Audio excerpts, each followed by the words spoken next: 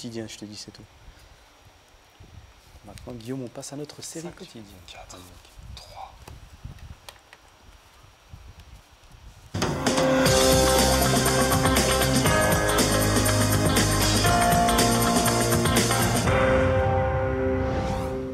Bonjour à tous, bienvenue dans cette nouvelle édition du 17h30. Tout de suite, les titres de ce journal. Deuxième jour des États généraux de l'alimentation à Paris, agriculteurs, industriels et grande distribution doivent se mettre d'accord pour éviter une nouvelle crise agricole. C'était l'une des promesses du candidat Macron lors de la campagne présidentielle. La parité homme-femme dans le gouvernement est-elle jusqu'alors respectée? Ce sera le dossier de notre JT. Aux États-Unis, premier bilan pour Donald Trump après ses 6 premiers mois à la Maison-Blanche. Nous verrons si le 45e président des États-Unis fait mieux que ses prédécesseurs. Et enfin, nous terminerons entre les arbres d'une forêt parisienne avec un nouvel épisode de votre série quotidienne J'ai testé. On commence tout d'abord avec la crise agricole et les États généraux de l'alimentation qui ont ouvert hier à Paris. Emmanuel Macron n'était pas au rendez-vous, remplacé au dernier moment par le ministre de l'Agriculture Stéphane Travert. Solène Rioux, vous êtes sur place. Quels sont concrètement les objectifs de ces États généraux ? Produire en gagnant sa vie et consommer en la préservant, c'est le double objectif de ces États généraux. Des États généraux qui vont réunir quelques 500 personnes tout au long de ces 5 mois. Elles vont débattre sur le bien manger et le bien produire. Le but, c'est donc de trouver des solutions pour rééquilibrer les rapports de force entre les distributeurs, les industriels et les agriculteurs. Mais pour y parvenir, Solène, il faut que ces 3 acteurs se mettent d'accord. Oui, Jawad, et la tâche ne sera pas aisée. Nous ne sommes qu'au 2e jour de ces États généraux et déjà des divergences pointent dans l'Assemblée. Les représentants des consommateurs, par exemple, regrettent une place trop importante accordée à l'agriculture et à l'industrie agroalimentaire. Alors, du côté des industriels, justement, et des distributeurs, chacun se renvoie la balle pour dénoncer la guerre des prix et le manque de transparence. Alors, à l'issue de ce 2e jour, l'heure est donc encore aux postures. Maintenant, ce qu'il faut espérer, c'est que tous les acteurs de la filière agricole parviendront à les dépasser avant décembre. Merci Solène. Et 2 jours maintenant après la démission du chef d'état-major des armées, Pierre de Villiers, le gouvernement cherche à rassurer un ministère qui doit consentir à de lourds efforts budgétaires. Écoutez les propos tenus hier soir par la ministre Florence Parly. C'était sur le plateau de nos confrères de TF1. Je m'engage à ce qu'il n'y ait pas d'impact pour le quotidien de nos armées en 2017 et je m'engage à ce qu'il n'y ait pas d'impact pour nos forces opérationnelles. Le ministère des Armées, qui n'est d'ailleurs pas le seul Jawad à devoir consentir à une baisse de son budget. Alors effectivement, le gouvernement d'Édouard Philippe resserre la ceinture de tous ses ministères et secrétariats d'État, dont celui du droit des femmes pourtant mises en avant pendant la campagne d'Emmanuel Macron. Alors, 2 mois après la présidentielle, où en est-on? Élément de réponse avec Tiffaine Pocolandel. Il avait promis la parité.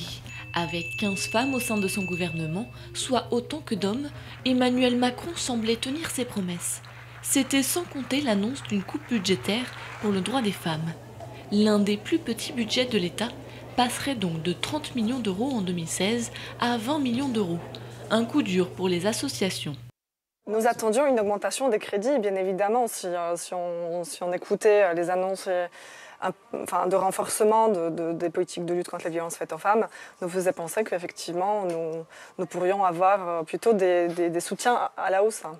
C'est le petit budget de l'État, donc effectivement, couper, ça veut dire le faire quasiment disparaître. Si le chiffre n'a pas été confirmé, Marlène Schiappa, la secrétaire d'État chargée de l'égalité entre les femmes et les hommes, ne dément pas. Pour elle, cette baisse est un mal nécessaire. Mais elle rassure, cela n'impactera pas les subventions. C'est un budget qui est en cours d'arbitrage. La seule chose que je peux vous confirmer, c'est qu'il n'y aura aucune baisse de subventions pour les associations qui luttent contre les violences sexistes et sexuelles. Aucune baisse de subventions de la part du secrétariat d'État à l'égalité entre les femmes et les hommes. Déjà à l'annonce de la composition du gouvernement, les critiques s'étaient faites sentir. Le premier reproche étant la répartition des rôles, bien loin de placer les femmes et les hommes sur un pied d'égalité. regrette quand même profondément le manque de volonté politique qu'il y a aujourd'hui au gouvernement sur le droit des femmes. Il n'y a pas de ministère des droits des femmes. Nous avons un Premier ministre, nous avons un chef de groupe parlementaire de La République En Marche qui est un homme. Au perchoir, c'est encore un homme. Avec un gouvernement où la parité est quelque peu déguisée, Emmanuel Macron ne remplit pas totalement ses promesses, mais ouvre un peu plus la porte aux femmes que ses prédécesseurs. Alors si les premières critiques commencent à apparaître à l'encontre d'Emmanuel Macron et du gouvernement, certains, eux, se réjouissent toujours de l'élection du nouveau président. C'est le cas notamment de son tailleur, dont la notoriété a explosé ces 2 derniers mois, Alexia Ferré. Un appartement dans un immeuble du Sentier, une adresse réputée depuis 20 ans. Mais depuis qu'Emmanuel Macron est président, les nouveaux clients curieux sont de plus en plus nombreux. Le fait que ce soit des personnes célèbres, notamment le président, qui viennent s'habiller ici, déclenche l'envie de voir. Le fait d'être habillé par le même tailleur que M. Macron, c'est quelque chose qui est plutôt flatteur. Oui. La maison a vu son chiffre d'affaires augmenter de 25% en quelques mois. Depuis l'investiture du mois de mai, on a pas mal de nouveaux clients de province, de l'étranger, qui nous ont vus sur Internet et qui ont remarqué qu'on habillait le président. 3 ans qu'Emmanuel Macron se fournit en costume ici. Les préférences du nouveau président sont bien connues. Ça, ce sont des modèles de cravate qu'on lui a fait, légèrement plus étroites, qui sont sa largeur, qu'on a déterminées, donc toujours dans des bleus, soit des grenadines de soie, soit du taffetas de soie. L'activité suit l'actualité. Voici le costume que portait le président lors du dîner avec Donald Trump. Simplement, la petite différence, c'est que M. Macron avait une deuxième poche, une poche ticket, une poche anglaise. Comptez de 340 à 500 € le costume, un budget relativement abordable pour se mettre dans les habits du président. Autre chose à Paris, une initiative pour aider les plus démunis. Ça s'appelle les frigos solidaires. Le concept est simple, de la nourriture disponible gratuitement dans un réfrigérateur installé dans la rue. On voit ça avec Mathilde Boutemi. Après Londres, Bilbao et Berlin, il débarque sur les trottoirs parisiens.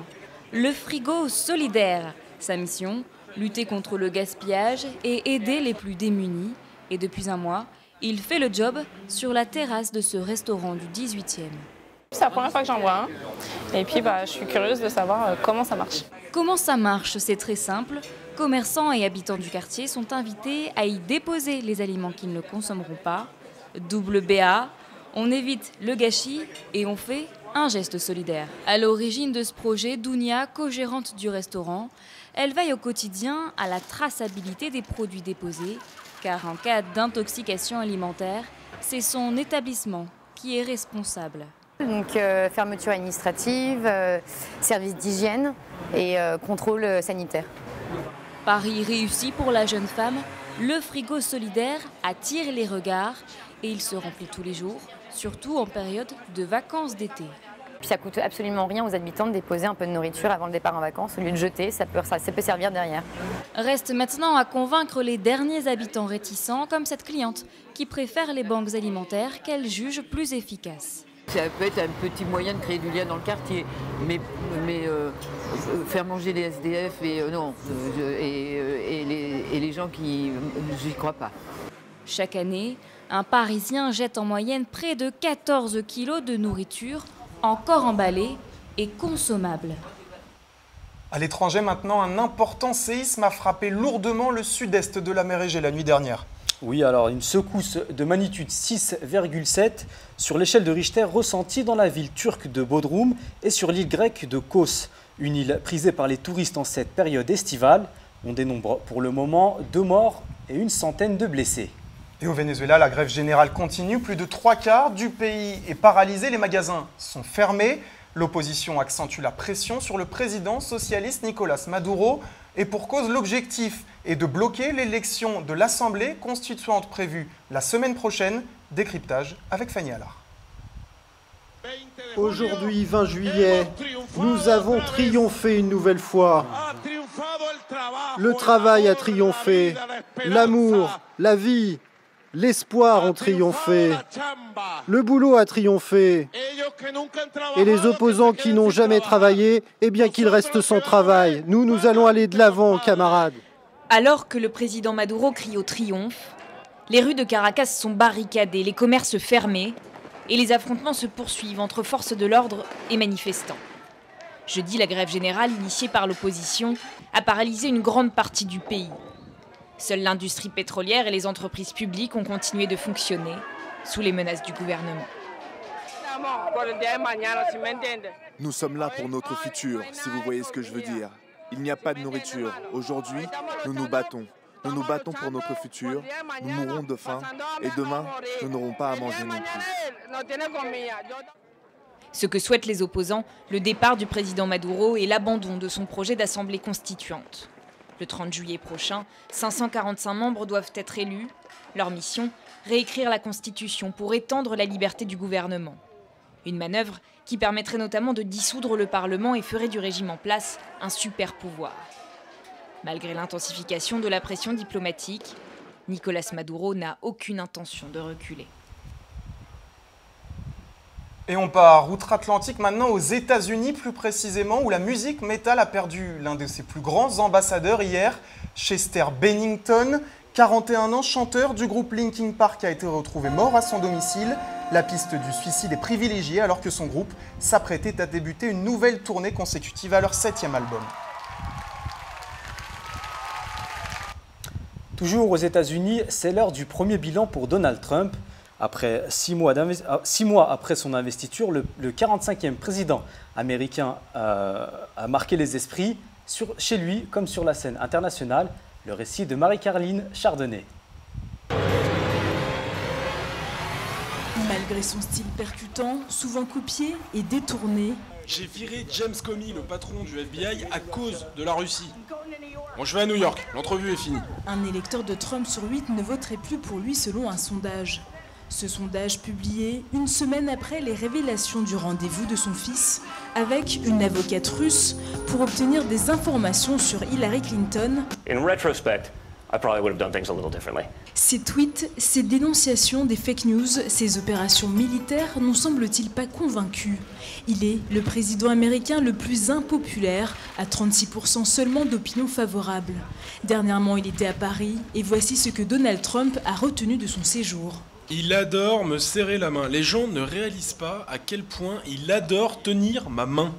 Élu le 8 novembre dernier, Donald Trump avait déjà dû faire face, le jour de son investiture, à de nombreuses manifestations contre sa politique migratoire, puis au rejet du projet de réforme du système de santé, ou encore le retour de bâton après le limogeage de James Comey, l'ex-patron du FBI l'accuse d'avoir menti. What confused me when I saw on television the president saying that he actually fired me because of the Russia investigation. Et quelques victoires, principalement 42 projets de loi, des dizaines de décrets présidentiels, mais aucune loi majeure. On reste aux États-Unis. L'ancienne star du football américain, O.J. Simpson, sera bientôt remis en liberté. Souvenez-vous, il avait été condamné à 33 ans de prison pour un vol à main armée commis en 2007 à Las Vegas. O.J. Simpson est surtout connu pour le procès polémique du meurtre de sa femme, pour lequel il avait été acquitté dans les années 80. Et on passe à toute autre chose maintenant, Jawad, avec du sport et une soirée à la fois attendue, mais tout autant redoutée par les fans d'Usain Bolt. Effectivement, Guillaume, le sprinter jamaïcain, 8 fois champion olympique, disputera ce soir à Monaco son ultime meeting juste avant les championnats du monde à Londres cet été. Retour sur une carrière en or avec Andrea Le Bourgeois.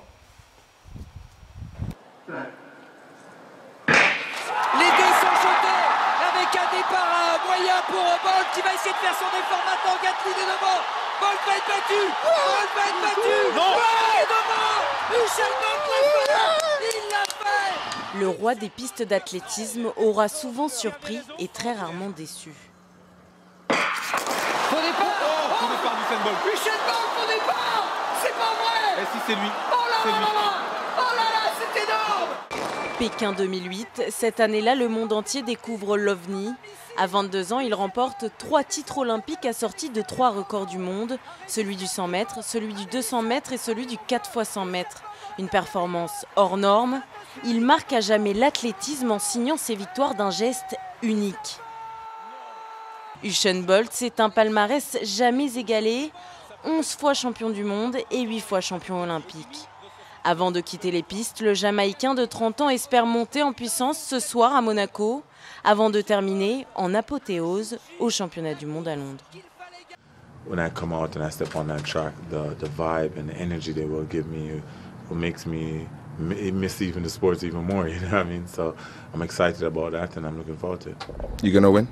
Always, without a doubt. Stupid question.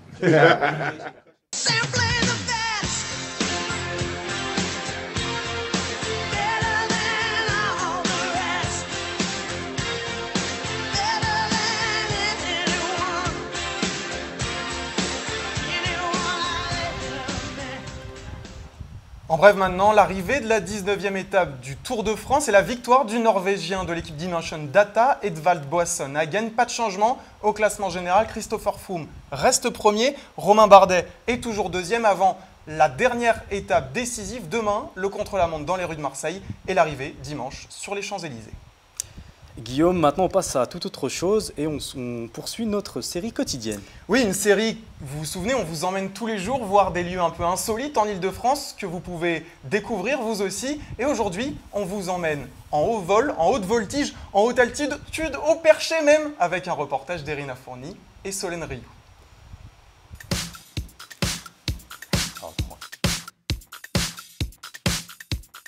Je vais tester pour vous le parcours d'acrobranche de Lésigny. On est dans la Seine-et-Marne et ici il y a 9 parcours différents. 3 pour les enfants, c'est le seul d'Île-de-France à proposer ceci. Et ensuite ça va du débutant au confirmé. Mais tout de suite les règles de sécurité avec Johan. Donc on vous a mis un baudrier, c'est la grosse ceinture que vous avez autour de vous. Dessus vous avez 2 cordes rouges avec au bout les mousquetons. Après vous avez aussi une poulie. Est-ce que vous arrivez à l'ouvrir ? Et c'est parti.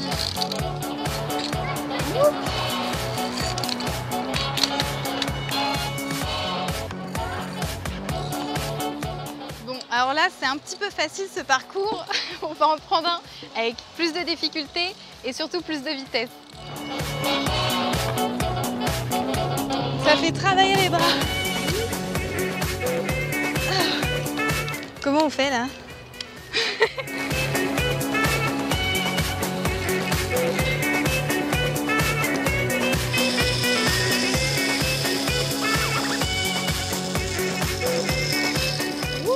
Bon, alors là pour ce parcours, c'était vraiment fun, plein de tyroliennes et une petite difficulté au début.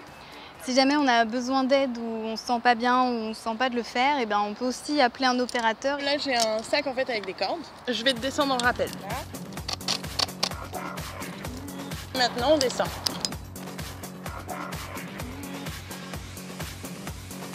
Comme quoi, il faut se refuser aucun obstacle, il y a toujours une porte de sortie.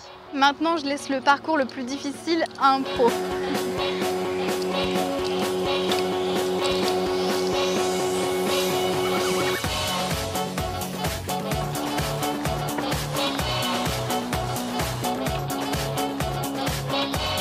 Bon, la journée s'achève, c'était fatigant et très sportif. Ça a duré entre 3 et 4 heures, donc si vous venez seul ou accompagné, prévoyez toute l'après-midi. Voilà, j'ai testé pour vous le parcours acrobatique de Lésigny. Ça donne envie. Et tout de suite, on accueille l'excellentissime Félix Roy pour la chronique culture.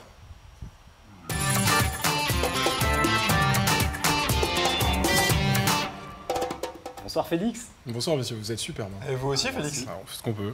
Alors concrètement Félix, par quoi on commence ce soir? Eh bien on va commencer Jawad avec une découverte, c'est parti. DTW, la politique peut sucer mon gros doigt. Je suis différent même des gens que je côtoie. Tu pensais quand même pas que j'étais comme toi. T'es obsédé par le liquide mais t'es pas en go. Me sors pas les mêmes conneries que tes parents go. T'es défoncé, tu repars en go. Mélange de pilules et de whisky, miskin. Tu vas finir comme Octave Parango. Il s'appelle L'Homme Pâle et vous le voyez, on n'est pas exactement sur du gangsta rap. L'Homme Pâle à la base, et puis eh bien c'est un petit mec, un petit skater du 13e arrondissement parisien. C'est un proche du collectif L'Entourage. L'Entourage, le collectif du rappeur Nekfeu. Absolument, il y a du Nekfeu dans L'Homme Pâle, mais il y a aussi et surtout du PNL avec des prods, des instrus qui sont extrêmement lourdes, extrêmement planantes, et il n'y a pas énormément d'ego trip, et ça, pour une fois, ça fait du bien. L'album, il s'appelle Flip, et il est dans les bacs depuis le début du mois. Et Félix, à part ça, vous êtes aussi allé au théâtre récemment. Je suis payé pour ça. Je vais vous ramener au collège, au temps des intercalaires, des profs, des petits bisous à la récré et surtout du Horla de Guy de Maupassant. Il y a un metteur en scène, Slimane Kassioui, qui s'est fixé un défi, retranscrire cette œuvre mythique de la littérature fantastique au théâtre. Alors forcément, on a donc un comédien sur scène seul pendant 1h10. Il s'appelle Florent Aumaître et il est absolument saisissant. On regarde un extrait tout de suite. Je deviens fou. On a encore bu toute la carafe cette nuit. Un frisson me saisit soudain. Non, pas un frisson de froid, mais un étrange frisson d'angoisse. Beaucoup de personnes à qui j'ai raconté cette aventure se sont moquées de moi. Je ne sais plus que penser. Qui comprendra l'émotion d'un homme sain d'esprit, bien éveillé, plein de raisons? Alors le Horla, c'est au Lucernaire tous les soirs. Le Lucernaire, c'est dans le 6e arrondissement. C'est jusqu'au 20 août. Mais pour les teufeurs parisiens, comme disent les jeunes, Félix, dont vous êtes bien sûr, ça sera plutôt à l'hippodrome de Longchamp ce week-end, il me semble. Guillaume, vous pourrez pas y couper, c'est la pleine saison des festivals et Lollapalooza débarque pour la première fois à Paris. Lollapalooza, c'est un des plus grands festivals du monde. C'est un festival qui a 25 ans, qui se déroule tous les ans dans un parc, vous le voyez, au cœur de Chicago. Mais là, c'est en France et on le sent dans la programmation de ce festival en France que c'est la grosse machinerie événementielle américaine. On a les Red Hot et The Weeknd en tête d'affiche. Il y aura Lana Del Rey, DJ Snake, The Roots, les Crystal Fighters et même mes petits préférés, les petits londoniens de London Grammar. Donc Lollapalooza, c'est samedi et dimanche à l'hippodrome de Longchamp et je vous cache pas que c'est quasiment obligatoire. Et ben on ira ensemble tous les trois. Avec grand plaisir. Effectivement. Merci Félix, vous avez été super. Merci à toutes les équipes en régie et à la rédaction d'Aurélie Payette et de Bastien Bory. On se retrouve lundi pour un nouveau journal et on se quitte sur ces derniers petits mots. Alors c'est l'info de la journée ici, on vient de l'apprendre très tôt ce matin, c'est l'anniversaire de Tiffaine Pocolandel. Joyeux anniversaire Tiffaine. Bon anniversaire. 25 ans, Tiffaine, je viens de l'apprendre, formidable. Bon anniversaire Tiffaine, je te souhaite plein de bonheur. Mais c'est l'oiseau du bonheur. Bon anniversaire Tiffaine. 25 ans, c'est un âge où tout est permis. Avec tout ce que vous avez devant vous une carrière professionnelle formidable. Tiffaine, joyeux anniversaire, je te kiffe. Joyeux anniversaire ma poulette. Joyeux anniversaire Tiffaine, 25 ans, le temps passe vite. Bon, je crois que je te l'ai déjà dit ce matin, tu sais comment on dit des rebeux en anglais? Des to you, parce que un petit bird est to you. Bon anniversaire Tiffaine, plein de bonbons, plein de belles choses. 25 ans, c'est vraiment la meilleure année. Voilà, bisous. Bonne annif, Tiff. Tiffaine, toute l'équipe technique du CFPJ, et c'est pas rien, se joint à moi pour te souhaiter un joyeux anniversaire. Happy birthday to you. Bon anniversaire Tiffaine, le CFPJ t'offre un chef. Joyeux anniversaire Tiffaine, un quart de siècle, c'est maintenant que ça commence. Joyeux anniversaire Tiffaine. Eh bien écoutez, je suis heureux de vous fêter cet anniversaire avec toute l'équipe en ce jour effectivement de formation, dernier jour de la semaine. Bon anniversaire Tiffaine.